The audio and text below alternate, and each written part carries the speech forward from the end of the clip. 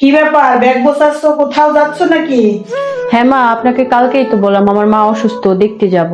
প্রতিদিন তো তোমার একই বাহানা শুনি। কি ব্যাপার মা, এমন করে বলছো কেন? তুমি অসুস্থ হলে যে তোমার অসুস্থতার খবর শুনে আমি অফিস থেকে দৌড়ে আসি, বোন অত দূর শ্বশুর বাড়ি থেকে চলে আসে, তাহলে ও কি বাহানা করে আসে? কি ব্যাপার, রান্নাটা কি একা একা করতে পারো না? আমার ছেলেকে দিয়ে কাজ করাচ্ছ? এমন করে কেন বলছো মা? তুমি তো আমাকে আগে বলতে বাসায় তোমার শরীর খারাপ থাকলে কেউ তোমার কাজে সাহায্য করতো না, বাবা ফাঁকা বসে থাকলে বাবা তোমাকে কাজে সাহায্য করতো না, তুমি মন খারাপ করে শরীর খারাপ নিয়ে সারাদিন কাজ করতে। আর আজকে আমি যখন তোমার বৌমাকে কাজে সাহায্য করতেছি, তুমি এটাকে সাপোর্ট না করে তুমি কথা শোনাচ্ছ। বেলা কয়টা বাজে? এখনো পরে পরে নবাবের বেটি ঘুমাচ্ছে।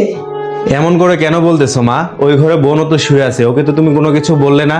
আমি যেদিন অফিস না যাই আমি সেদিন তো বেলা করে উঠি, আমাকে তো সেদিন কিছু বলো না। ও অসুস্থ তাই আজকে এখনো দেরি করে ঘুমাচ্ছে, কিন্তু তুমি তো এসে জিজ্ঞেস করলে না কেন এখনো শুয়ে আছে।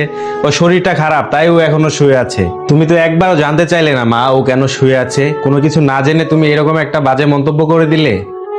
আল্লাহ দেব আছে না, এখন দেখি মুখে তুইলেও খাওয়াই দিতে হয়। আল্লাদের কিছু না মা, শেষ বয়সে মাথায় হাত বুলানোর জন্য এই মানুষটাই পাশে থাকবে, আর কেউ পাশে থাকবে না।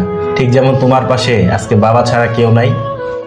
আচ্ছা, তুমি যে আমার জন্য প্রতিবাদ করো সবার সাথে, আমাকে সাপোর্ট দাও কেন? এটা তোমার জন্য না, যেটা সঠিক, যে কথাটা বলা উচিত আমি তাই বলি। আর আমার মনে হয় কি জানো, প্রতিটা স্বামীরই উচিত তার স্ত্রীকে সাপোর্ট দেওয়া এবং আগলে রাখা। বিয়ের পর একটা মেয়েকে সুখে রাখতে পারে তার স্বামী।